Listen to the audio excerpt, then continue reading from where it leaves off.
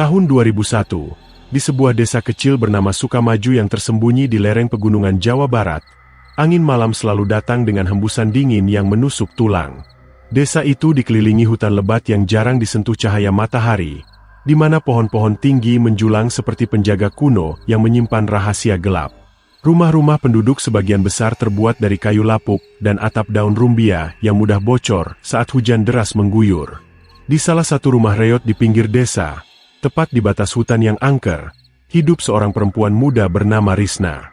Usianya baru 25 tahun, tapi wajahnya sudah terlihat lelah, seperti daun yang layu sebelum waktunya. Malam itu, 15 Juni 2001, Risna terbangun dari tidur gelisahnya. Jam dinding tua di dinding rumahnya menunjukkan pukul 2 dini hari, tapi jarumnya bergerak pelan, seolah waktu sendiri enggan berlalu di tempat itu. Angin malam menerobos celah-celah dinding kayu yang rapuh, membawa aroma tanah basah dan sesuatu yang amis, seperti bau darah yang sudah mengering. Risna duduk di tempat tidurnya yang sederhana, hanya kasur kapuk tipis di atas dipan bambu, dan memeluk lututnya. Matanya masih bengkak karena tangis semalam, saat suaminya, Andi, meninggalkannya untuk selamanya. Andi bukanlah pria jahat, tapi kemiskinan telah menggerogoti pernikahan mereka seperti rayap yang tak terlihat. Mereka menikah 3 tahun lalu, penuh harapan di sebuah pesta sederhana yang hanya dihadiri keluarga dekat. Risna ingat betapa bahagianya saat itu. Gaun pengantinnya yang murah tapi rapi, senyum Andi yang hangat, dan janji-janji manis tentang masa depan yang cerah. Tapi realitas datang seperti badai. Sawah kecil yang mereka garap tak pernah menghasilkan panen melimpah. Hutang menumpuk di warung kelontong desa, tagihan listrik yang tak terbayar membuat rumah mereka sering gelap gulita, dan makanan sehari-hari hanyalah nasi dengan lauk seadanya. Andi bekerja sebagai buruh tani, tapi upahnya tak cukup untuk menghidupi mereka berdua. Setiap malam, pertengkaran meledak seperti petir. Andi menyalahkan nasib, Risna menyalahkan dirinya sendiri karena tak bisa memberikan anak yang diimpikan. Kemarin sore, Andi pulang dengan wajah pucat dan tangan gemetar. Ia membawa surat cerai yang sudah ditandatangani di kantor desa. "Aku tak bisa lagi, Ris," katanya dengan suara parau, mata menghindari tatapan Risna. "Kita miskin, tak ada masa depan di sini. Aku akan pergi ke kota, cari kerja yang lebih baik. Maafkan aku." Risna tak bisa berkata apa-apa. Ia hanya berdiri di ambang pintu, melihat Andi membawa tas kain lusuhnya dan menghilang ke jalan setapak yang menuju kota. Pintu rumah tertutup dengan suara berderit, seperti jeritan kecil yang tertahan. Sejak saat itu, kesunyian menyelimuti rumah seperti kabut tebal. Kini, sendirian di kegelapan, Risna merasa ada sesuatu yang salah dengan rumah ini. Hutan di belakang rumah selalu membuatnya gelisah, terutama malam-malam seperti ini. Penduduk desa sering bercerita tentang arwah penasaran yang berkeliaran di sana, roh-roh orang yang mati tragis karena pesugihan atau kutukan lama. Risna tak pernah percaya sepenuhnya, tapi malam ini, angin seolah membawa bisikan. Ia mendengarnya samar-samar, suara seperti tangis bayi yang jauh, bercampur dengan hembusan daun-daun yang bergesekan. "Bukan angin biasa," gumamnya dalam hati, bulu kuduknya merinding. Ia bangkit dari tempat tidur, kakinya menyentuh lantai tanah yang dingin dan lembab. Cahaya bulan sabit menyusup melalui jendela tanpa kaca, hanya ditutup kain usang yang bergoyang pelan. Risna berjalan ke dapur kecil di belakang rumah, mencoba membuat secangkir teh hangat untuk menenangkan diri. Api kompor gas yang sudah hampir habis menyala redup, menerangi wajahnya yang pucat. Saat air mendidih, ia mendengar lagi, bisikan itu semakin jelas, seperti suara perempuan yang meratap. "Siapa di sana?" serunya pelan. Suaranya gemetar. Tak ada jawaban, hanya angin yang semakin kencang, membuat daun pintu dapur berderit. Ia menoleh ke jendela, dan untuk sesaat, bayangan pohon di luar tampak seperti tangan keriput yang meraih-raih ke arahnya. Jantungnya berdegup kencang. "Ini cuma hayalan," katanya pada diri sendiri, tapi tangannya gemetar saat menuang air panas. Kembali ke kamar, Risna berdiri di depan cermin retak yang tergantung di dinding. Cermin itu warisan dari ibunya. Permukaannya sudah buram dan retak di tengah, seperti luka yang tak pernah sembuh. Ia melihat bayangannya, rambut panjang acak-acakan, mata merah karena menangis, dan kulit yang pucat seperti mayat. "Kenapa aku?" gumamnya. Air mata kembali mengalir. Di balik retakan cermin, bayangannya seolah bergerak sendiri. Senyum tipis muncul di bibir yang seharusnya sedih. Risna mengedipkan mata, tapi ilusi itu hilang. Hanya angin yang kembali berbisik, kali ini lebih dekat, seperti di telinganya, "Kekayaan, kekayaan." Ia mundur, tersandung kursi kayu tua, dan jatuh ke lantai. Rasa sakit di punggungnya tak sebanding dengan ketakutan yang melanda. Desa Sukamaju memang penuh cerita mistis. Tetangga sebelah, Embok Siti, pernah bilang bahwa hutan itu tempat persembunyian dukun-dukun pesugihan, yang menjanjikan kekayaan dengan imbalan nyawa. Risna tak pernah memikirkannya sebelumnya, tapi sekarang, dengan hutang menumpuk dan perut yang kerap lapar, pikiran itu mulai merayap. "Apa aku harus?" bisiknya. Tapi ia menggelengkan kepala. Tidak, itu gila. Tapi bisikan angin tak berhenti, seolah mengejek keputusasaannya. Hujan mulai turun deras, mengguyur atap bocor seperti air terjun kecil. Air menetes ke lantai, membentuk genangan yang mencerminkan cahaya bulan. Risna bangkit, menyeka air mata, dan berbaring kembali. Tapi tidur tak datang. Setiap kali mata terpejam, ia melihat wajah Andi yang pergi, bercampur dengan bayangan gelap dari hutan. Suara tangis hantu itu semakin nyaring, seperti panggilan dari kegelapan. Malam itu, Risna tak tahu bahwa kehancuran pernikahannya hanyalah awal dari mimpi buruk yang lebih dalam, di mana kemiskinan bukan lagi musuh terburuk, tapi godaan gelap yang siap memangsa jiwanya. Di luar, angin berhembus lebih kencang, membawa aroma amis yang semakin kuat. Sebuah bayangan hitam melintas di jendela, tapi Risna tak melihatnya. Ia hanya merasa dingin yang tak wajar, seolah ada tangan tak kasat mata yang menyentuh bahunya. Desa tidur dalam kegelapan, tapi hutan terjaga, menunggu mangsanya yang berikutnya. Pagi berikutnya setelah malam yang penuh kegelisahan, Risna memutuskan untuk keluar rumah untuk pertama kalinya sejak Andi pergi. Matahari Jawa Barat tahun 2001 itu bersinar terik. Tapi udara di desa Sukamaju tetap terasa lembab dan berat, seperti selimut yang menekan dada. Ia mengenakan baju sederhana, kain batik lusuh yang sudah pudar warnanya, dan berjalan ke pasar desa yang berjarak sekitar 1 kilometer dari rumahnya. Jalan tanah berlubang membuat langkahnya tersendat, dan setiap kali ia melihat tetangga, ia menunduk, menghindari tatapan penuh rasa kasihan atau gosip. "Janda muda," bisik mereka di belakangnya. Suara itu seperti duri yang menusuk hati. Pasar desa ramai seperti biasa, penuh aroma rempah-rempah segar bercampur bau amis ikan dan tanah basah dari hujan semalam. Pedagang berteriak menawarkan dagangan, sayur mayur hijau yang baru dipetik, buah-buahan yang menggoda, dan kain-kain warna-warni yang tergantung di tiang bambu. Risna tak punya banyak uang, dompetnya hanya berisi recehan yang cukup untuk beli beras dan lauk sederhana. Ia berhenti di warung Embok Siti, tetangga tua yang dikenal cerewet tapi baik hati. Embok Siti, dengan wajah keriput dan gigi ompong, sedang menyusun cabai merah di keranjang rotan. "Risna, nak, lama tak kelihatan. Bagaimana kabar?" tanyanya dengan suara serak. Mata kecilnya menyipit penuh rasa ingin tahu. Risna tersenyum paksa, membeli secuil ikan asin. Saat Embok Siti membungkus barangnya, percakapan mengalir ke topik yang tak diinginkan. "Kau tahu, nak, di desa sebelah ada yang kaya mendadak. Embok Juminten, yang dulu miskin seperti kita, sekarang rumahnya bagus, sawahnya subur. Katanya pakai pesugihan," bisik Embok Siti. Suaranya rendah seolah takut didengar angin. Risna bergidik, tapi rasa penasaran membuatnya bertanya lebih lanjut. "Pesugihan? Apa itu, Embok?" Embok Siti melirik kanan kiri, memastikan tak ada yang mendengar, lalu mendekat. "Ritual kuno, nak, deal dengan makhluk gaib, janji kekayaan instan, tapi imbalannya nyawa. Tumbal, begitu katanya. Embok Juminten hilang anak sulungnya tahun lalu, katanya kecelakaan, tapi orang desa bilang itu tumbal." Cerita Embok Siti membuat udara pasar terasa lebih dingin. Risna membayangkan Embok Juminten, perempuan parubaya yang dulu sering meminjam beras darinya.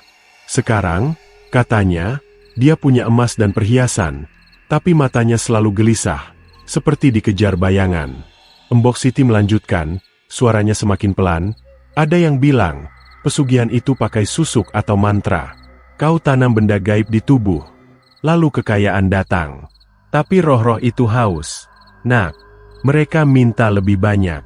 Pernah ada pria di lereng gunung, kaya raya semalam, tapi paginya ditemukan mati dengan tubuh kering seperti mayat tua, mata terbelalak seolah melihat hantu.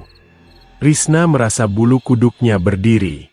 Aroma amis ikan di tangannya tiba-tiba terasa seperti bau darah, dan suara keramaian pasar seolah memudar, digantikan bisikan angin yang sama seperti malam sebelumnya.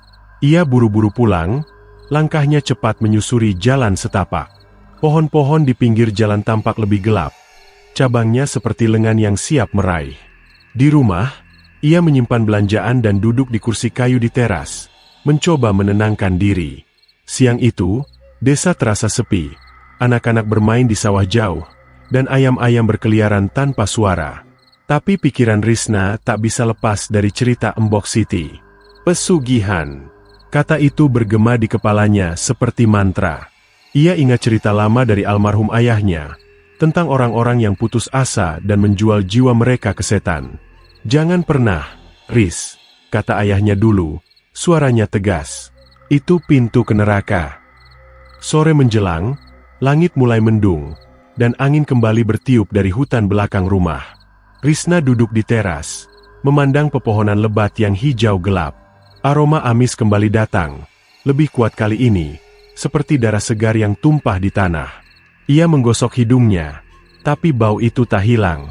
Apa ini? Gumamnya. Jantungnya berdegup. Lalu, bisikan itu muncul lagi, lebih jelas, kekayaan, datanglah, kekayaan. Bukan angin biasa, suara itu seperti hembusan napas di telinganya, dingin dan lembab. Risna menoleh ke hutan, dan untuk sesaat, ia melihat bayangan hitam di balik pepohonan. Bentuknya seperti manusia tapi terlalu tinggi dan kurus, dengan lengan yang panjang seperti cabang pohon yang hidup. Ia mundur ke dalam rumah, menutup pintu dengan keras. Tapi bisikan tak berhenti. Ia merasakannya di dalam dada, seperti getaran yang merayap. Malam tiba dengan cepat. Hujan deras mengguyur lagi, membuat atap bocor menetes seperti air mata. Risna duduk di depan lilin kecil. Listrik mati karena tagihan tak dibayar, dan mencoba membaca buku lama, tapi kata-kata kabur di matanya. Pikirannya penuh dengan gambar mengerikan. Orang-orang yang hilang secara misterius, tubuh kering dengan mata terbelalak, roh-roh yang haus darah. Ia ingat seorang tetangga jauh, Pak Hadi, yang dulu kaya mendadak lalu lenyap. Mayatnya ditemukan di hutan, katanya, dengan luka aneh seperti gigitan binatang buas, tapi tak ada hewan yang bisa melakukan itu. Angin semakin kencang, menerobos celah dinding, membawa suara seperti tangis perempuan yang jauh. Risna memejamkan mata, tapi bayangan hitam itu muncul lagi di pikirannya, mengintai dari balik pohon. "Siapa kau?" serunya pelan, suaranya hilang ditelan hujan. Dorongan putus asa tumbuh seperti akar yang menjalar. Hutang menumpuk, makanan hampir habis, dan kesepian seperti racun yang lambat. "Apa salahnya mencoba?" bisik hatinya, meski hati kecilnya berteriak bahaya. Ia tahu dukun tua di lereng gunung. Desas-desus bilang dia ahli pesugihan. Namanya Mbah Gondo, hidup sendirian di gubuk angker, dikelilingi kabut abadi. Malam semakin larut, dan bisikan angin berubah menjadi panggilan. "Datanglah ke gunung, kekayaan menunggu." Risna berdiri, berjalan ke jendela, memandang hutan yang gelap. Bayangan hitam itu tampak lebih dekat sekarang. Mata merahnya berkedip seperti api kecil di kegelapan. Ia mundur, tapi keputusan sudah diambil. Besok, ia akan pergi ke lereng gunung, mencari Mbah Gondo. Rasa takut bercampur harapan, seperti mimpi buruk yang manis.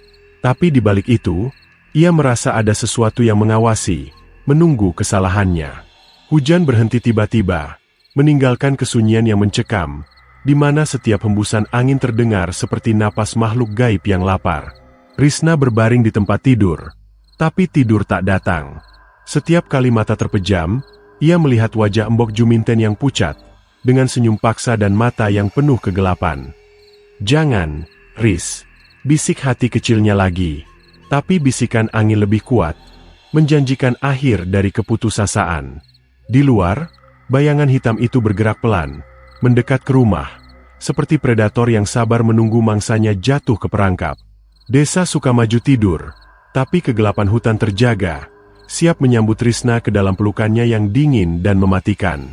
Pagi di Desa Sukamaju terasa kelabu, meski matahari bersinar di langit Jawa Barat pada 16 Juni 2001. Kabut tipis masih menyelimuti lereng gunung yang menjulang di kejauhan, seperti jubah yang menyembunyikan rahasia kuno. Risna bangun dengan tubuh lelah. Tidurnya didera mimpi buruk tentang bayangan hitam dengan mata merah yang mengintai dari hutan. Bisikan angin semalam masih bergema di kepalanya, seperti lagu pengantar tidur yang mengerikan. "Datanglah ke gunung, kekayaan menunggu." Meski hatinya dipenuhi keraguan, keputusasaan mendorongnya untuk bertindak. Ia tak punya apa-apa lagi, tak ada suami, tak ada uang, hanya rumah reot dan hutang yang menumpuk. Dengan tangan gemetar, ia mengenakan kain batik sederhana, mengikat rambutnya, dan mengambil keranjang kecil sebagai alasan jika ada yang bertanya kemana ia pergi. Tapi di dalam hati, ia tahu tujuannya, menemui Mbah Gondo, dukun tua yang konon tinggal di gubuk angker di lereng gunung. Perjalanan ke lereng gunung dimulai saat matahari masih rendah. Jalan setapak menuju hutan sempit dan licin, ditumbuhi akar-akar pohon yang menonjol seperti urat nadi bumi. Udara terasa semakin dingin seiring Risna mendaki, dan aroma tanah basah bercampur dengan bau aneh, seperti daging busuk yang disembunyikan angin. Burung-burung yang biasanya berkicau di pagi hari diam, hanya sesekali terdengar suara gagak yang serak, seperti peringatan. Pohon-pohon pinus dan jati berdiri rapat. Rantingnya saling bersentuhan hingga membentuk lorong gelap yang seolah menelan cahaya. Risna merasa seperti berjalan ke mulut gua yang hidup. Setiap langkah membuat jantungnya berdetak lebih kencang. Ia melirik ke belakang, ke arah desa yang kini tampak kecil dan jauh. Dan untuk sesaat, ia melihat sesosok bayangan hitam bergerak di antara pohon-pohon, seperti siluet manusia yang terlalu tinggi dan kurus untuk nyata. Ia mempercepat langkah, menolak menoleh lagi. Setelah hampir 1 jam mendaki, Risna tiba di sebuah tanah lapang kecil yang dikelilingi kabut tebal. Di tengahnya berdiri gubuk tua dari kayu dan bambu. Atapnya ditutupi lumut dan daun kering. Asap tipis keluar dari cerobong kecil, membawa aroma menyengat seperti campuran kemenyan dan darah kering. Pintu gubuk setengah terbuka, berderit pelan ditiup angin, seolah mengundangnya masuk. Risna menelan ludah, tangannya menggenggam keranjang erat-erat. "Mbah Gondo," panggilnya pelan. Suaranya hampir tenggelam dalam kesunyian hutan. Tak ada jawaban, tapi suara langkah berat terdengar dari dalam, seperti kaki yang menyeret di lantai tanah. Seorang lelaki tua muncul di ambang pintu. Mbah Gondo tampak seperti mayat hidup, kulitnya keriput seperti kertas tua, matanya cekung dengan pupil hitam yang berkilat seperti mata ular, dan rambutnya yang putih acak-acakan jatuh ke pundaknya.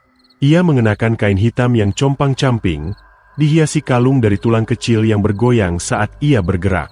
"Kau Risna, janda muda itu," katanya tanpa basa-basi, suaranya serak dan dalam, seperti bergema dari dalam sumur. Risna bergidik. Ia tak pernah menyebutkan namanya. "Aku tahu kau datang untuk apa," lanjut Mbah Gondo, bibirnya melengkung membentuk senyum yang lebih mirip seringai. "Kekayaan, bukan? Kekayaan yang bisa menghapus air matamu." Risna hanya mengangguk, tak mampu berkata-kata. Mbah Gondo mengajaknya masuk. Di dalam gubuk, udara terasa pengap dan berat, penuh aroma kemenyan yang menyengat hidung. Dinding kayu dipenuhi ukiran simbol aneh, seperti mata dan tangan yang terjalin, beberapa di antaranya tampak basah, seolah baru dilukis dengan darah. Di sudut ruangan, sebuah altar kecil berdiri, dihiasi lilin hitam yang meleleh dan tengkorak kecil, mungkin monyet, atau sesuatu yang lebih mengerikan. Di tengah altar, sebuah mangkuk tembaga berisi cairan merah gelap yang mengeluarkan uap tipis. Risna merasa mual, tapi kakinya seperti terpaku di tempat. Mbah Gondo duduk di hadapan altar, mengeluarkan sebuah kotak kayu kecil yang diukir dengan motif ular melingkar. Dari dalamnya, ia mengambil sebatang jarum emas yang panjang, Ujungnya berkilau tajam tapi berlumur noda coklat kering. Ini susuk pemikat, katanya. Suaranya seperti desis. Ditanam di payudaramu, ia akan membuat pria manapun tergila-gila, tak bisa menolakmu. Mereka akan datang, menyerahkan harta, dan akhirnya nyawa mereka. Risna mundur setengah langkah. Jantungnya berdegup kencang. Nyawa? Tanyanya. Suaranya gemetar. Mbah Gondo tertawa kecil. Suara yang seperti gesekan batu di kuburan. Pesugihan tak pernah gratis. Nak, makhluk di hutan ini haus darah. Kau pikat pria. Bawa mereka ke hutan di malam bulan sabit. Dan serahkan sebagai tumbal. Kekayaan akan mengalir seperti air. Tapi jika kau berhenti, mereka akan menagih hutangmu dengan jiwamu sendiri. Risna merasa udara di gubuk semakin berat. Seperti tangan tak kasat mata yang mencekik lehernya. Ia ingin lari, tapi matanya tertuju pada jarum emas itu, yang seolah berdenyut dalam cahaya lilin, seperti benda hidup. Mbah Gondo menggenggam tangannya. Jari-jarinya dingin seperti es, membuat Risna menjerit kecil. Jangan takut, bisiknya, matanya menembus jiwa Risna. Kau sudah di sini, tak ada jalan kembali. Ia menunjuk ke arah hutan di luar gubuk, di mana kabut tampak bergerak seperti asap hidup, membentuk siluet wajah-wajah pucat yang menghilang secepat kilat. Mereka menunggumu, katanya, dan Risna merasa bulu kuduknya berdiri. Ia tahu, mereka bukan manusia. Mbah Gondo menjelaskan ritualnya. Malam bulan sabit, di altar batu di tengah hutan, susuk akan ditanam dengan mantra kuno. Ini bukan emas biasa, katanya, mengelus jarum itu dengan jari keriputnya. Dicampur darah korban sebelumnya. Jiwa mereka ada di dalamnya, dan mereka akan menjadi bagian dari hidupmu. Risna ingin bertanya siapa korban sebelumnya, tapi suaranya tercekat. Ia teringat cerita Mbok Siti tentang orang-orang yang hilang, tubuh kering dengan mata terbelalak. Apakah itu nasib yang menantinya? Tapi bayangan kemiskinan, rumah bocor, dan perut lapar lebih menakutkan baginya saat ini. Saat ia hendak pergi, Mbah Gondo menahannya, menyerahkan sehelai kain hitam kecil. Bungkus cermin di rumahmu dengan ini, katanya, suaranya tiba-tiba serius. Jangan biarkan mereka melihatmu sebelum ritual selesai. Mereka suka mengintip dari balik kaca. Risna mengangguk. Tak berani bertanya siapa mereka. Ia keluar dari gubuk, udara segar di luar terasa seperti hembusan napas dingin di wajahnya. Hutan kini terasa lebih hidup, daun-daun bergerak tanpa angin, dan suara tangis samar terdengar dari kejauhan, seperti bayi yang tak pernah lahir. Risna berlari pulang, keranjangnya terlupa di gubuk. Di belakangnya, bayangan hitam itu mengikuti, gerakannya pelan tapi pasti. Seperti predator yang tahu mangsanya tak bisa lari jauh. Malam itu, di rumah, Risna membungkus cermin retaknya dengan kain hitam dari Mbah Gondo. Tapi saat ia melakukannya, ia mendengar ketukan pelan dari balik cermin, seperti kuku yang menggores kaca. Ia menoleh, tapi tak ada apa-apa, hanya kegelapan yang semakin pekat, dan bisikan yang kini terdengar di dalam kepalanya. Datanglah, ritual menunggu. Risna tahu, keputusannya telah membuka pintu yang tak bisa ditutup lagi. Malam bulan sabit pada 20 Juni 2001 tiba dengan suasana yang mencekam di desa Sukamaju, Jawa Barat. Langit gelap tertutup awan tebal, menyisakan celah kecil tempat cahaya bulan pucat menyelinap, menerangi hutan dengan sinar keperakan yang dingin. Risna berdiri di depan pintu rumahnya. Jantungnya berdetak kencang seperti genderang perang. Kain batik sederhana yang ia kenakan terasa terlalu tipis untuk melindunginya dari udara malam yang menusuk tulang. Di tangannya, ia memegang kain hitam dari Mbah Gondo, yang kini terasa berat, seolah menyerap kegelapan hutan. Ia telah memutuskan untuk menjalani ritual pesugihan, meski hati kecilnya masih berbisik untuk mundur. Tapi bayangan kemiskinan, rumah bocor, dan tatapan menghina tetangga mendorongnya melangkah keluar, menuju altar batu di tengah hutan yang disebutkan Mbah Gondo. Perjalanan ke hutan terasa seperti mimpi buruk yang nyata.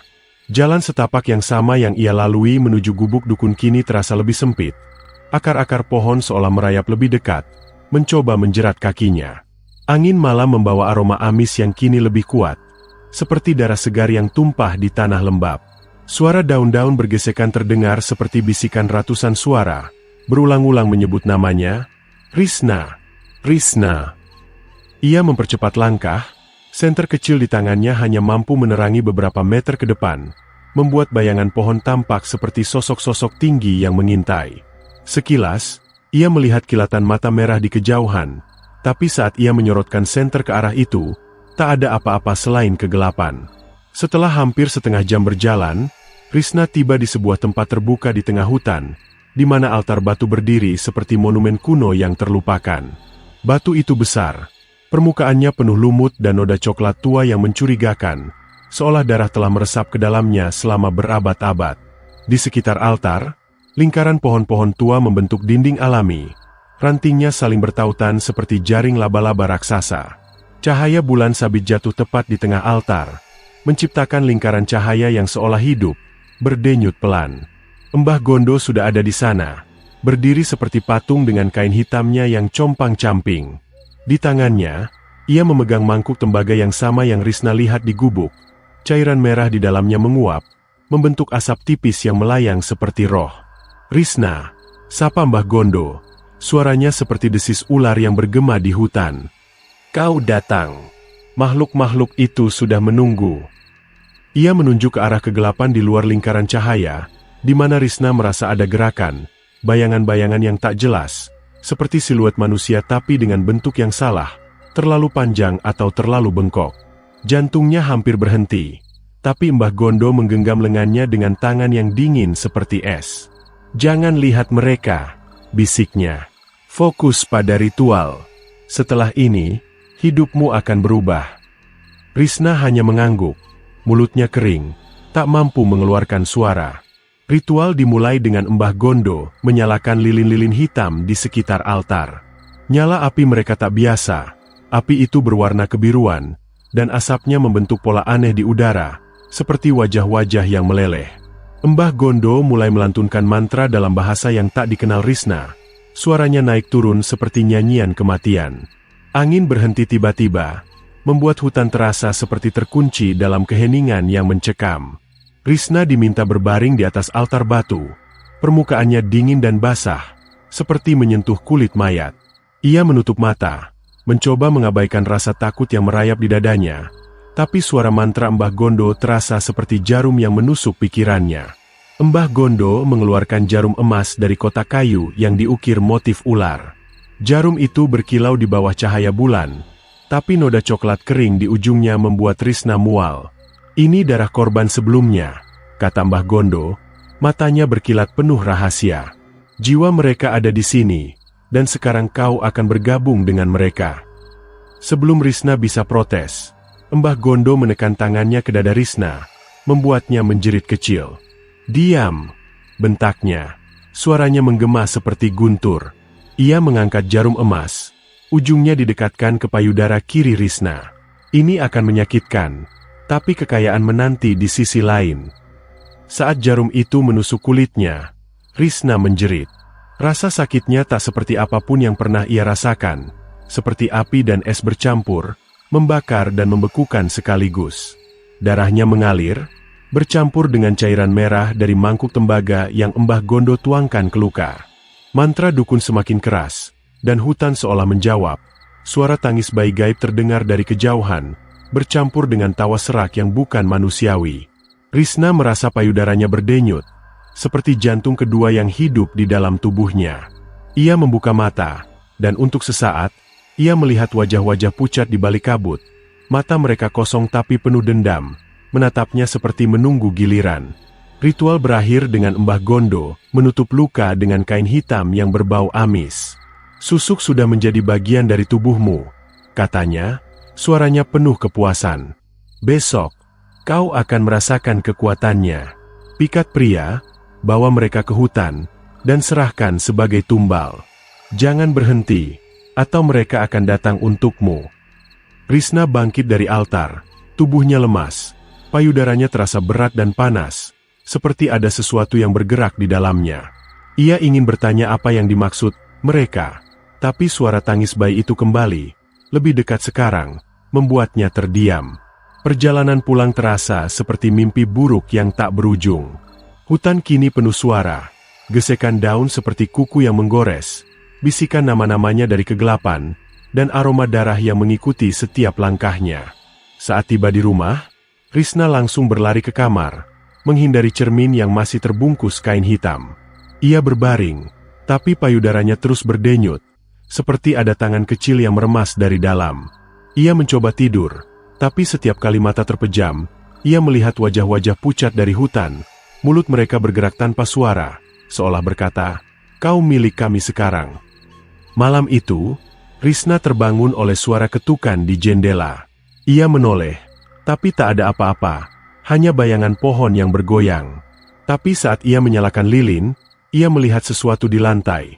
Setetes darah segar, bukan miliknya, tepat di bawah jendela. Payudaranya berdenyut lebih kuat, dan bisikan baru muncul di kepalanya. "Pikat mereka, atau kami akan mengambilmu." Risna menutup telinga, tapi suara itu datang dari dalam dirinya. Ritual telah selesai, tapi horor baru saja dimulai, dan hutan Sukamaju menunggu tumbal pertamanya dengan nafsu yang tak pernah puas. Pagi setelah ritual mengerikan di hutan, tanggal 21 Juni 2001, Risna terbangun dengan perasaan aneh yang merayap di tubuhnya. Cahaya matahari pagi menyelinap melalui celah-celah dinding kayu rumahnya di desa Sukamaju, Jawa Barat, tapi cahaya itu tak mampu menghangatkan tubuhnya yang dingin. Payudaranya, tempat susuk emas ditanam, terasa berat dan berdenyut, seperti ada jantung asing yang berdetak di dalam kulitnya. Ia berdiri di depan cermin yang masih terbungkus kain hitam pemberian Mbah Gondo, tak berani membukanya. Takut melihat apa yang mungkin menatap balik dari balik kaca. Bunyi ketukan pelan dari malam sebelumnya masih bergema di pikirannya. Begitu juga tetesan darah segar di lantai yang ia bersihkan dengan tangan gemetar sebelum fajar. Risna mencoba menjalani hari seperti biasa. Pergi ke pasar untuk membeli kebutuhan sehari-hari dengan recehan terakhirnya. Tapi saat ia berjalan di jalan setapak desa, sesuatu berubah. Orang-orang, terutama pria, menatapnya dengan cara yang tak biasa. Matanya tertarik padanya. Tatapan mereka kosong namun penuh hasrat. Seperti boneka yang digerakkan oleh kekuatan tak kasat mata. Pak Maman, pedagang kain kaya di pasar yang biasanya cuek, tiba-tiba menghampirinya dengan senyum lebar yang tak wajar. "Risna, kau terlihat berbeda hari ini," katanya. Suaranya lembut tapi ada nada aneh, seperti orang yang berbicara dalam tidur. Risna merasa payudaranya berdenyut lebih kuat, seolah susuk itu hidup, menanggapi kehadiran pria itu. Ia tersenyum canggung, buru-buru berpamitan, tapi hatinya tahu, kekuatan susuk mulai bekerja. Malam itu, Risna tak bisa tidur. Payudaranya terus berdenyut, dan bisikan yang kini akrab terdengar lagi di kepalanya. "Pikat dia, bawa ke hutan." Suara itu bukan angin, bukan pula hayalan. Ia terasa seperti desis dingin yang keluar dari dalam dirinya. Risna mencoba mengabaikannya, tapi denyutan di dadanya berubah menjadi nyeri ringan, seperti jarum kecil yang menusuk dari dalam. Ia tahu apa yang harus dilakukan, meski setiap serat tubuhnya menjerit untuk menolak.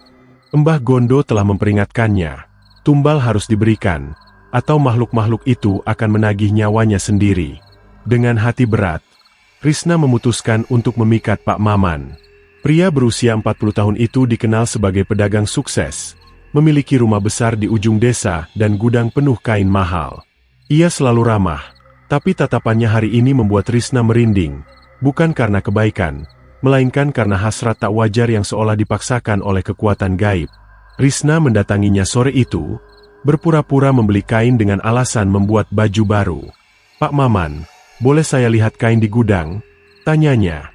Suaranya dipaksa lembut, meski hatinya gemetar. Pak Maman mengangguk dengan mata berkilat, seolah tak bisa menolak. "Tentu, Risna. Ayo ikut saya malam ini, gudang lebih sepi," katanya. Suaranya terdengar seperti orang yang terhipnotis. Malam tiba, dan Risna membawa Pak Maman ke hutan, menuju tempat yang sama di mana ritual dilakukan. Cahaya bulan sabit kembali menerangi altar batu, membuatnya tampak seperti makam yang hidup. Angin malam membawa aroma darah segar, dan suara daun-daun bergesekan terdengar seperti tawa kecil yang mengerikan. Pak Maman mengikuti Risna tanpa bertanya. Langkahnya kaku seperti boneka tali. "Risna, Kau cantik malam ini, gumamnya berulang-ulang, matanya tak pernah lepas dari tubuh Risna. Denyutan di payudara Risna semakin kuat, seperti tangan gaib yang memandu setiap langkahnya. Di dekat altar batu, Risna berhenti. Ia tak tahu persis apa yang harus dilakukan, tapi bisikan di kepalanya semakin keras. Serahkan dia sekarang. Tiba-tiba, kabut tebal muncul dari kegelapan, membentuk lingkaran di sekitar mereka. Dari dalam kabut, bayangan-bayangan hitam muncul, sosok-sosok tinggi dengan lengan panjang yang tak wajar. Mata mereka merah menyala seperti bara. Pak Maman seolah tak melihat mereka. Ia hanya menatap Risna dengan senyum kosong. Lakukan, bisik suara di kepala Risna, dan tanpa sadar, ia mendorong Pak Maman ke tengah altar. Pria itu tersandung, jatuh ke batu, dan tiba-tiba, jeritannya memecah keheningan hutan. Bayangan-bayangan itu bergerak cepat, seperti asap yang hidup. Mereka menyelimuti Pak Maman, dan jeritannya berubah menjadi suara serak yang mengerikan, seperti tenggorokan yang terkoyak. Risna menutup mata, tapi suara itu terus bergema, bunyi seperti daging yang robek, tulang yang patah, dan tawa gaib yang mengguncang hutan. Ketika ia membuka mata, Pak Maman sudah tak ada, hanya genangan darah segar di altar, beruap di udara dingin. Kabut menghilang, dan hutan kembali sunyi, tapi aroma darah tetap menempel di hidung Risna. Ia gemetar, ingin berlari, tapi kakinya terasa terpaku. Bisikan itu kembali, kali ini penuh kepuasan. Bagus, yang pertama selesai. Risna berlari pulang, napasnya tersengal. Rumahnya terasa asing ketika ia masuk, seperti tempat yang telah dirasuki. Ia menyalakan lilin, dan di bawah cahaya redup, ia melihat sesuatu di ambang pintu, sebuah kantong kain kecil, di dalamnya berkilau kepingan emas. Kekayaan yang dijanjikan Mbah Gondo telah tiba. Tapi kegembiraan itu lenyap ketika ia mendengar suara di luar. Langkah berat, seperti kaki yang menyeret di tanah. Ia mengintip melalui celah jendela, dan di bawah bayang-bayang pohon, ia melihat siluet Pak Maman. Tubuhnya pucat, wajahnya hancur dengan lubang hitam di tempat matanya seharusnya. Ia menatap rumah Risna, mulutnya bergerak tanpa suara, seolah berkata, "Kau ambil nyawaku." Risna menjerit, mundur hingga menabrak meja. Lilin jatuh, memadamkan cahaya, meninggalkannya dalam kegelapan. Payudaranya berdenyut lebih kuat, seperti cakar yang menggenggam dari dalam. Ia merangkak ke tempat tidur, menutup telinga, tapi suara langkah itu terus mendekat, diikuti bisikan baru. Lebih banyak, mereka ingin lebih banyak. Malam itu, Risna tak tidur. Setiap kali ia memejamkan mata, ia melihat wajah Pak Maman, mata kosong, mulut menganga, dan tangan pucat yang meraih dari kegelapan. Di luar, hutan Sukamaju bergemuruh pelan, seperti tertawa, menunggu tumbal berikutnya. Pagi harinya, desa mulai bergunjing tentang hilangnya Pak Maman. Gudang kainnya kosong, pintunya terbuka lebar, seolah ia pergi tergesa-gesa. Tapi Risna tahu kebenaran, dan setiap kali ia menyentuh payudaranya, denyutan itu mengingatkannya pada darah di altar. Susuk itu bukan hanya alat, ia hidup, haus, dan tak akan berhenti sampai hutan puas. Risna duduk di teras, menatap emas di tangannya, tapi kegembiraan kekayaan itu terkubur di bawah ketakutan yang semakin dalam.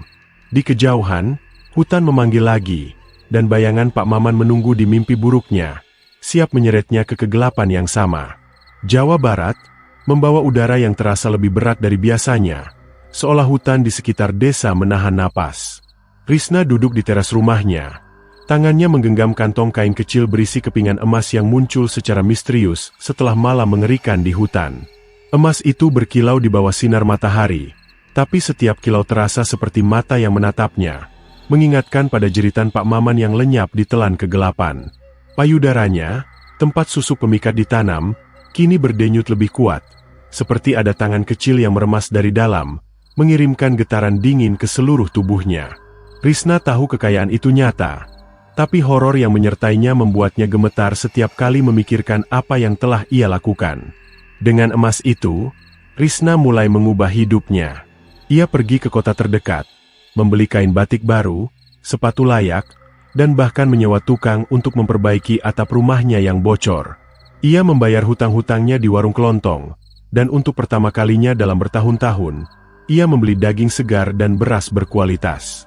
Tetangga mulai memandangnya dengan kagum bercampur curiga. "Risna, dari mana uangnya?" tanya seorang tetangga, Bu RT, dengan alis terangkat. Risna hanya tersenyum tipis, mengelak dengan alasan warisan dari kerabat jauh. Tapi matanya tak bisa berbohong, ada ketakutan di dalamnya, dan Bu RT memandangnya dengan tatapan yang seolah tahu lebih banyak. Malam itu, Risna mencoba menikmati rumahnya yang kini lebih nyaman. Atap baru menghentikan tetesan hujan, dan lampu minyak diganti dengan bohlam listrik kecil setelah ia membayar tagihan. Tapi kenyamanan itu terasa kosong. Setiap kali ia melewati cermin yang masih terbungkus kain hitam, ia merasa ada sesuatu yang mengintip dari baliknya. Payudaranya berdenyut tanpa henti, dan kadang-kadang, ia merasa kulitnya bergerak, seperti ada sesuatu yang merayap di bawahnya. Ia mencoba mengabaikannya, fokus pada emas yang kini tersimpan di kotak kayu di bawah tempat tidur. Tapi bisikan itu kembali, lebih keras dari sebelumnya. Lebih banyak, mereka haus. Suara itu seperti desis ular, datang dari dalam dirinya, membuat bulu kuduknya berdiri. Risna memutuskan untuk memikat korban kedua, berharap itu akan menenangkan denyutan yang semakin menyiksa. Ia memilih Surya, seorang petani muda berusia 28 tahun yang dikenal ceria dan sering membantu tetangga. Surya selalu sopan, tapi sejak Susuk bekerja, ia mulai menatap Risna dengan mata yang sama seperti Pak Maman, kosong, penuh hasrat tak wajar. Risna mendatanginya di sawah sore itu, berpura-pura meminta bantuan membawa beras ke rumahnya. "Surya, boleh tolong bantu saya malam ini?" tanyanya. Suaranya lembut tapi dipenuhi rasa bersalah. Surya mengangguk tanpa ragu. Matanya berkilat seperti terhipnotis, mengikuti Risna seperti anjing yang dikendalikan tali. Malam itu, Risna membawa Surya ke hutan, ke altar batu yang kini terasa seperti magnet yang menariknya kembali. Cahaya bulan sabit lebih redup, seolah enggan menyaksikan apa yang akan terjadi. Angin malam membawa aroma darah yang lebih kuat, bercampur dengan bau tanah basah dan sesuatu yang busuk. Surya berjalan di belakang Risna, menggumamkan pujian tentang kecantikannya.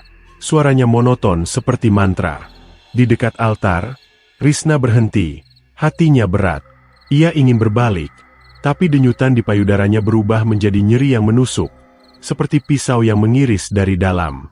"Lakukan sekarang," bisik suara di kepalanya, dan Risna, dengan air mata di matanya, mendorong Surya ke altar. Kabut tebal muncul kembali, lebih pekat dari sebelumnya, seperti asap hitam yang hidup.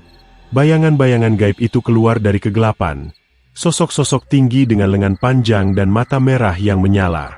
Surya tak melihat mereka, ia hanya menatap Risna, tersenyum kosong. Tiba-tiba, ia tersentak. Matanya melebar seolah menyadari sesuatu, tapi sudah terlambat. Bayangan-bayangan itu menyerbunya, dan jeritannya memecah hutan, suara yang penuh kengerian, seperti jiwa yang terkoyak dari tubuhnya. Risna menutup telinga, tapi bunyi daging robek dan tulang patah tetap terdengar, diikuti tawa gaib yang seperti cakar di pikirannya.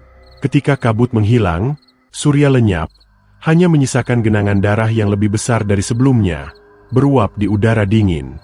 Risna berlari pulang, napasnya tersengal, air mata bercampur keringat. Di rumah, ia menemukan kantong kain lain di ambang pintu, kali ini lebih besar, penuh dengan kepingan emas dan perhiasan. Tapi kegembiraan itu terkubur oleh horor yang semakin nyata. Malam itu, saat ia mencoba tidur, suara langkah berat terdengar di luar rumah, diikuti ketukan pelan di jendela. Ia menyalakan lampu, tapi listrik tiba-tiba padam, meninggalkannya dalam kegelapan. Dengan tangan gemetar, ia mengintip melalui celah jendela, dan di bawah bayang-bayang pohon, ia melihat dua sosok, siluet Pak Maman dengan wajah hancur dan lubang hitam di matanya, dan Surya, tubuhnya pucat dengan luka menganga di dadanya, darah menetes ke tanah. Keduanya menatapnya, mulut mereka bergerak serentak, berbisik tanpa suara, "Kau ambil kami, sekarang giliranmu." Risna menjerit, mundur hingga menabrak dinding. Payudaranya berdenyut lebih keras, nyerinya seperti ribuan jarum yang menusuk. Ia merasa kulitnya membengkak, seperti ada sesuatu yang ingin keluar dari dalam susuk itu. Ia merangkak ke tempat tidur, menutup kepala dengan selimut, Tapi suara langkah itu terus mendekat, diikuti bisikan yang kini seperti teriakan di dalam kepalanya. Lebih banyak, atau kami datang untukmu. Malam itu, hujan deras mengguyur, tapi suara air tak bisa menenggelamkan tangis gaib yang terdengar dari hutan, seperti bayi yang meratap di kegelapan. Pagi harinya, desa gempar. Surya hilang, meninggalkan cangkulnya di sawah dan rumahnya kosong. Tetangga mulai curiga, mengaitkan hilangnya Surya dengan Pak Maman. Ada yang tak beres, bisik Bu RT di pasar. Matanya melirik Risna yang berjalan dengan wajah pucat. Risna tak berani menatap siapapun. Ia tahu rahasianya mulai tercium, meski tak ada bukti. Di rumah, ia menyimpan emas baru di bawah tempat tidur. Tapi setiap kali ia menutup mata, ia melihat wajah Surya dan Pak Maman, berdiri di sudut kamar, menatapnya dengan mata kosong.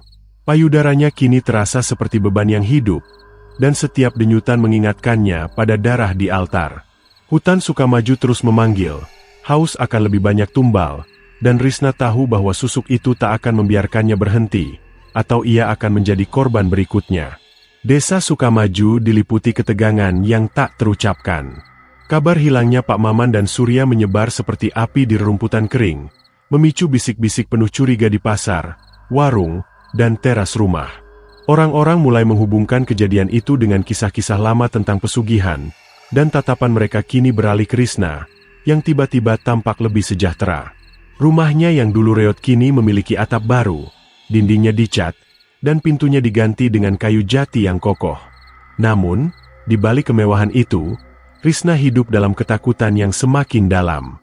Susuk di payudaranya tak hanya berdenyut, ia kini terasa seperti makhluk hidup yang merayap di bawah kulitnya, menggenggam hatinya dengan cakar gaib. Setiap malam, ia mendengar langkah berat di luar rumah, ketukan pelan di jendela, dan bisikan yang tak pernah berhenti. Lebih banyak, mereka haus. Risna mencoba menjalani hari seperti biasa, menghindari pasar dan tetangga yang kini memandangnya dengan mata penuh tuduhan. Tapi desa kecil itu terasa semakin menyesakan, seperti kandang yang mengecil di sekitarnya. Pagi itu, ia memutuskan untuk memikat korban ketiga, berharap itu akan meredakan nyeri yang kini sering menyerang dadanya, seperti pisau yang mengiris dari dalam. Ia memilih Budi, seorang pemuda berusia 23 tahun yang baru pulang dari kota, anak seorang petani kaya yang dikenal genit tapi polos. Budi sering tersenyum padanya di jalan, tapi sejak Susuk bekerja, tatapannya berubah, kosong, terpikat, seperti lalat yang terbang menuju perangkap laba-laba. Risna mendatanginya di sore yang mendung, berpura-pura meminta bantuan memperbaiki pintu gudang kecil di belakang rumahnya. "Budi, kamu kan pandai soal kayu. Bisa bantu saya malam ini?" tanyanya. Suaranya lembut tapi dipenuhi rasa bersalah yang membakar. Budi mengangguk dengan mata berkilat, seperti terhipnotis, dan menyanggupi tanpa ragu. "Tentu, Mbak Risna. Malam ini saya datang," katanya. Suaranya monoton, seperti boneka yang digerakkan tali. Risna tersenyum paksa, tapi payudaranya berdenyut keras, seolah Susuk itu merasakan mangsa baru dan tak sabar menikmatinya. Malam tiba dengan langit gelap penuh awan badai. Risna membawa Budi ke hutan, ke altar batu yang kini terasa seperti magnet yang menariknya tanpa ampun. Angin malam lebih kencang, membawa aroma darah dan busuk yang kini akrab di hidungnya.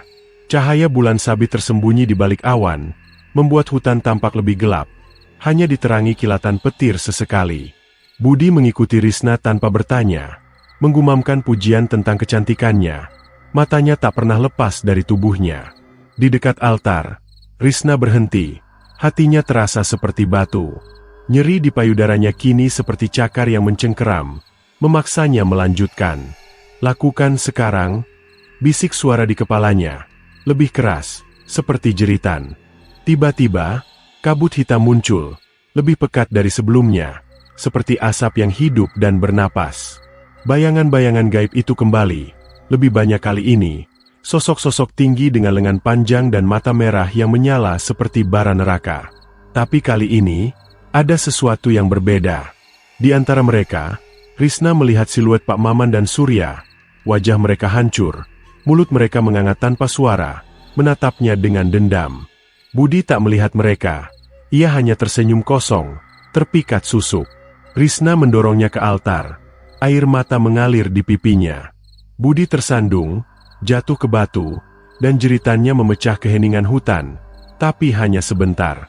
Bayangan-bayangan itu menyerbunya, dan suara daging robek serta tulang patah bercampur dengan tawa gaib yang mengguncang pohon-pohon. Ketika kabut menghilang, Budi lenyap, hanya menyisakan genangan darah yang beruap, lebih besar dari sebelumnya. Risna berlari pulang, napasnya tersengal, hujan mulai turun deras, membasahi tubuhnya. Di rumah, ia menemukan kantong kain lain di ambang pintu, penuh emas dan perhiasan yang lebih banyak. Tapi horor kini tak lagi terbatas di hutan. Malam itu, saat ia mencoba tidur, suara langkah berat terdengar lagi, tapi kali ini lebih dekat, seperti dari dalam rumah. Ia menyalakan lampu, tapi bohlamnya berkedip-kedip, lalu padam. Dalam kegelapan, ia mendengar ketukan di pintu kamar, pelan tapi teratur, seperti kuku yang menggores kayu. Dengan tangan gemetar, ia membuka pintu, tapi tak ada siapa-siapa, hanya aroma darah segar yang memenuhi udara. Risna mundur, menabrak cermin yang masih terbungkus kain hitam. Kain itu tiba-tiba jatuh sendiri, memperlihatkan cermin retak yang memantulkan wajahnya. Tapi di balik bayangannya, ia melihat 3 sosok. Pak Maman dengan lubang hitam di matanya, Surya dengan luka menganga di dadanya, dan Budi, wajahnya baru hancur, darah menetes dari mulutnya. Mereka berdiri di belakangnya, di dalam cermin, tangan pucat mereka meraih ke arahnya. "Kau ambil kami," bisik mereka serentak. Suara mereka seperti angin yang membawa bau kematian. Risna menjerit, menutup cermin kembali, tapi ketukan itu berlanjut. Kini dari dinding, lantai, dan langit-langit, seperti rumahnya dikelilingi roh-roh yang haus. Payudaranya kini terasa membengkak. Nyerinya tak tertahankan, seperti ada sesuatu yang bergerak di dalam, mencoba keluar. Ia meraba dadanya, dan untuk sesaat, ia merasa kulitnya bergelombang, seperti cacing yang merayap di bawahnya. Ia jatuh ke lantai, menangis, tapi bisikan di kepalanya tak berhenti. "Lebih banyak atau kau berikutnya." Malam itu, hujan tak berhenti, dan suara tangis bayi gaib dari hutan terdengar lebih keras, seperti ratusan jiwa yang meratap. Risna merangkak ke tempat tidur, menutup kepala dengan selimut, tapi suara ketukan itu terus mengikuti, diikuti aroma darah yang kini terasa di dalam mulutnya. Pagi harinya, desa semakin gempar. Budi hilang, sepedanya ditemukan terbalik di pinggir hutan, tapi tak ada jejak tubuhnya. Tetangga kini tak hanya berbisik, mereka mulai menuduh. "Risna pasti tahu sesuatu," kata Bu RT di pasar, suaranya penuh kecurigaan. "Dia tiba-tiba kaya, dan orang-orang hilang satu persatu." Risna mendengar gosip itu dari balik jendela, wajahnya pucat seperti mayat. Ia tak berani keluar rumah, takut tatapan tetangga akan menembus rahasianya. Di dalam, ia menyimpan emas baru di bawah tempat tidur, tapi setiap kali ia menutup mata, ia melihat 3 wajah di cermin. Pak Maman, Surya, dan Budi, menatapnya dengan mata kosong, tangan mereka meraih dari kegelapan. Payudaranya kini terasa seperti bom yang siap meledak, dan setiap denyutan mengingatkannya pada darah di altar. Hutan Sukamaju tak lagi hanya memanggil, ia menuntut, dan roh-roh yang bangkit kini mengintai lebih dekat, siap menyeret Risna ke dalam kegelapan yang telah menelan korbannya. Desa Sukamaju diliputi ketegangan yang tak terucapkan. Kabar hilangnya Pak Maman, Surya, dan Budi telah membuat warga tak lagi hanya berbisik. Mereka kini berbicara terang-terangan tentang kutukan pesugihan yang menghantui desa. Tatapan mereka penuh tuduhan setiap kali Risna lewat, meski tak ada yang berani menghadapinya langsung. Rumah Risna, yang kini berdiri megah dengan dinding baru dan pintu jati, terasa seperti penjara yang menyimpan rahasia gelap. Emas dan perhiasan menumpuk di bawah tempat tidurnya, tapi kekayaan itu tak lagi membawa kenyamanan. Susuk di payudaranya kini seperti makhluk hidup yang haus, berdenyut tanpa henti, dan setiap denyutan membawa nyeri seperti pisau yang mengiris dari dalam. Bisikan di kepalanya semakin keras, seperti teriakan, "Lebih banyak, mereka menunggu." Tapi Risna sudah muak dengan darah, jeritan, dan wajah-wajah pucat yang menghantuinya setiap malam. Pagi itu, Risna memutuskan untuk melawan. Ia tak ingin lagi memikat pria tak bersalah, tak ingin lagi mendengar jeritan di hutan atau melihat genangan darah di altar batu. "Cukup," gumamnya, berdiri di depan cermin yang masih terbungkus kain hitam pemberian Mbah Gondo. Ia merasa susuk itu merasakan penolakannya. Denyutan di payudaranya berubah menjadi tusukan tajam, seperti ribuan jarum yang mencoba keluar dari kulitnya. Ia menjerit, jatuh ke lantai, memegang dadanya yang terasa membengkak. Kulit di sekitar susuk terasa panas, seperti ada bara yang menyala di dalam tubuhnya. "Aku tak mau lagi," teriaknya. Suaranya memecah kesunyian rumah. Tapi hutan di luar seolah menjawab dengan suara angin yang seperti tawa serak, penuh ejekan. Risna tahu ia harus melarikan diri. Ia mengemas pakaian sederhana dan emas yang cukup untuk bertahan, lalu bergegas ke kota terdekat, Cianjur, dengan angkot terakhir sore itu. Perjalanan terasa seperti kabur dari maut, tapi setiap guncangan angkot membuat payudaranya nyeri, seperti cakar gaib yang mencengkeram lebih kuat. Di kota, ia memesan kamar di penginapan murah, berharap jarak dari Sukamaju akan memutus ikatan dengan susuk dan makhluk-makhluk itu. Kamarnya kecil, dengan dinding cat mengelupas dan satu cermin bulat di sudut yang ia tutupi dengan kain bajunya. Ia tak ingin melihat apapun di balik kaca, takut wajah Pak Maman, Surya, atau Budi akan muncul lagi.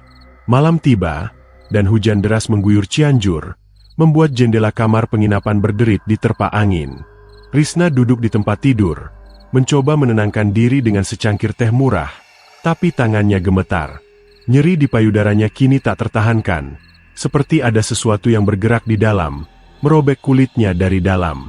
Ia meraba dadanya, dan untuk sesaat, ia merasa benjolan kecil di bawah kulit, seperti cacing yang merayap. Ia menjerit, menjatuhkan cangkir teh yang pecah di lantai. "Tolong, hentikan ini," bisiknya, tapi suara di kepalanya menjawab dengan tawa dingin. "Kau tak bisa lari, mereka sudah di sini." Tiba-tiba, lampu di kamar berkedip-kedip, lalu padam, meninggalkan Risna dalam kegelapan. Hujan di luar terdengar seperti ribuan kuku yang menggores atap. Ia menyalakan lilin kecil yang ia bawa, tapi nyala apinya bergetar, seolah takut pada sesuatu. Dari sudut kamar, ia mendengar ketukan pelan, seperti kuku yang menggores dinding. Ia menoleh, tapi tak ada apa-apa, hanya bayangan yang bergerak di dinding, seperti siluet tangan panjang yang tak wajar. Risna merangkak ke sudut tempat tidur, memeluk lututnya, tapi nyeri di payudaranya semakin parah, seperti ada tangan yang meremas jantungnya. Ia merasa kulitnya bergelombang, dan ketika ia menyentuh dadanya, ia merasakan sesuatu yang bergerak cepat di bawah kulit, seperti ular kecil yang mencari jalan keluar. Dengan tangan gemetar, Risna bangkit dan mendekati cermin yang tertutup kain. Ia tahu ia seharusnya tidak melihat, tapi rasa takut dan rasa ingin tahu mendorongnya.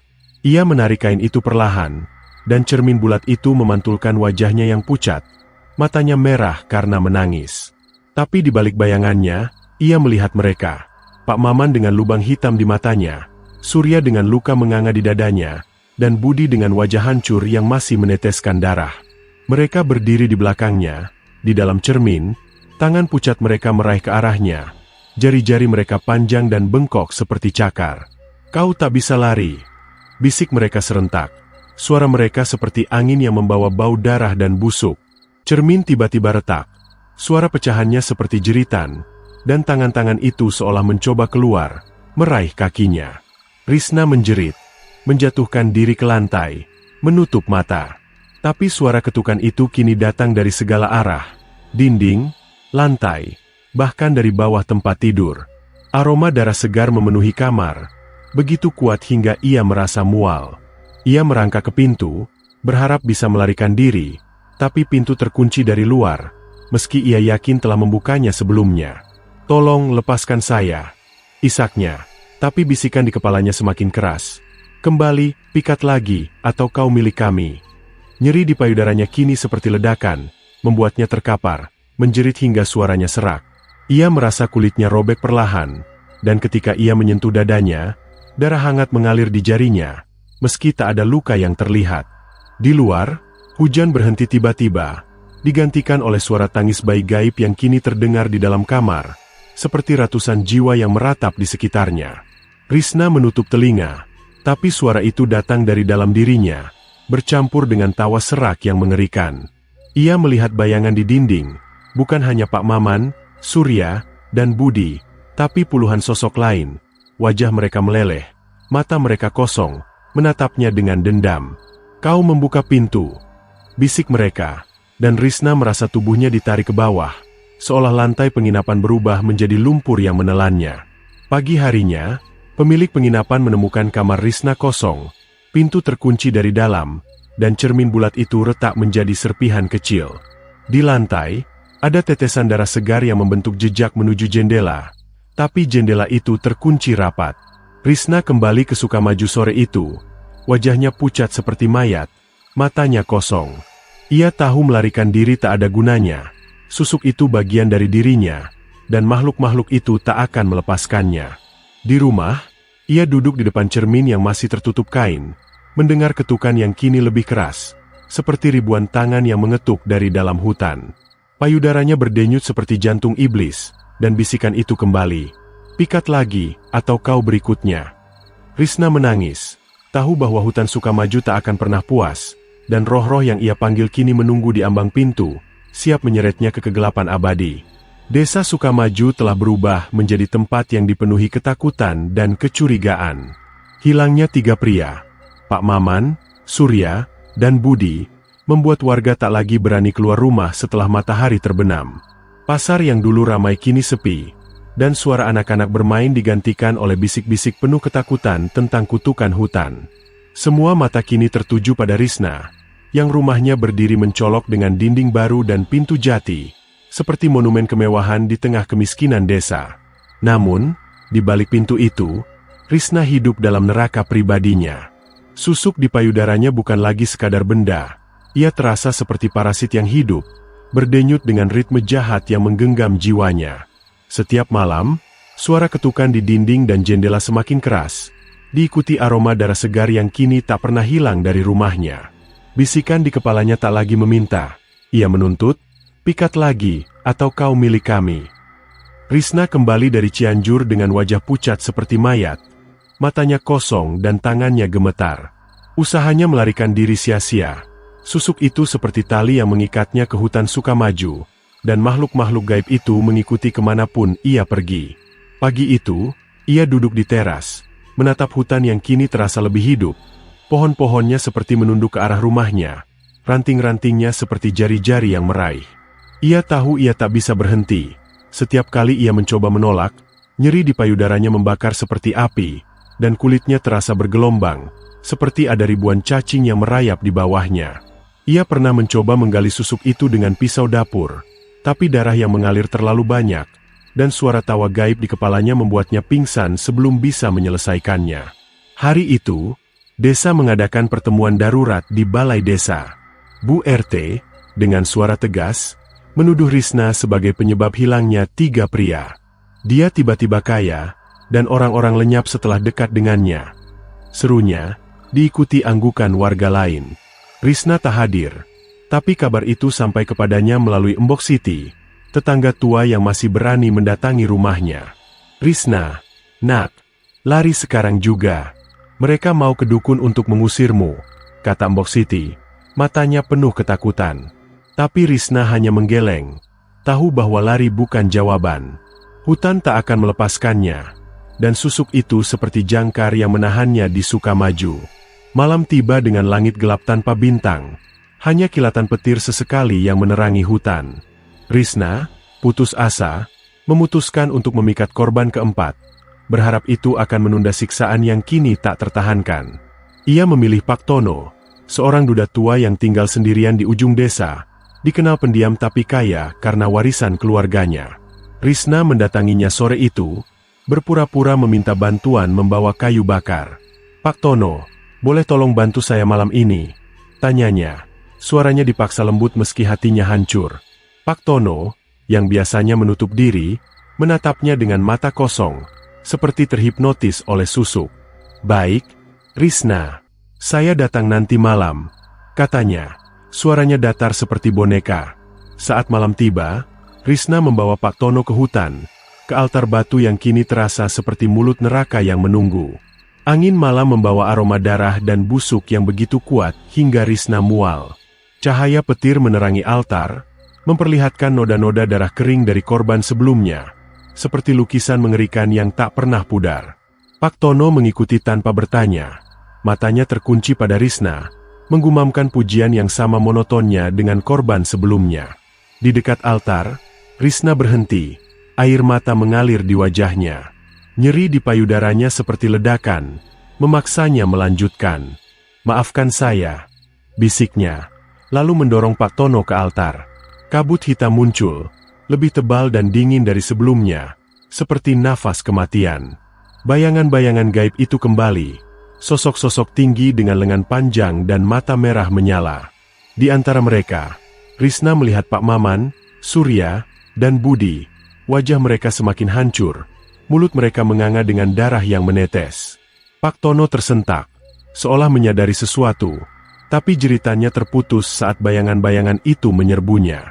Suara daging robek dan tulang patah bercampur dengan tawa gaib yang mengguncang hutan, lebih keras dari sebelumnya, seperti ratusan suara yang merayakan. Ketika kabut menghilang, Pak Tono lenyap, hanya menyisakan genangan darah yang beruap, mencerminkan kilatan petir. Risna tak berlari pulang kali ini.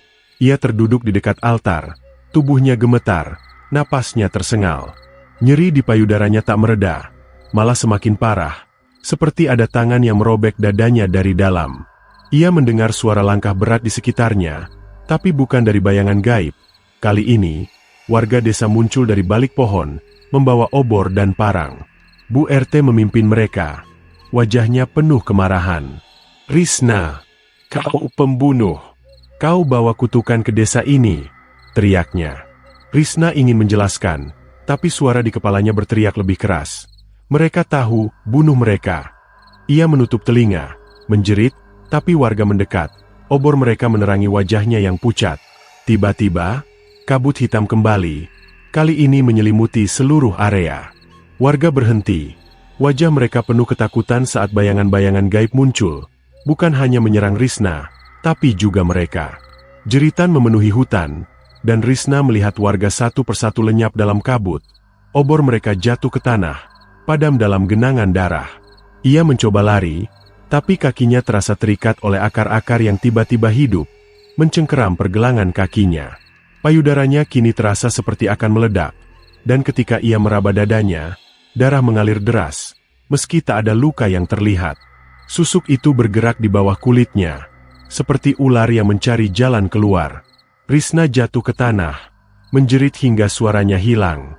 Di sekitarnya, hutan bergemuruh, seperti tertawa. Bayangan Pak Maman, Surya, Budi, dan Pak Tono berdiri di depannya. Wajah mereka meleleh, mata mereka kosong. "Kau milik kami sekarang," bisik mereka. Tangan pucat mereka meraihnya. Risna merasa tubuhnya ditarik ke bawah, ke dalam tanah yang tiba-tiba lunak seperti lumpur. Ia mencakar-cakar, mencoba melawan, tapi susuk itu seperti jangkar, menyeretnya ke kegelapan.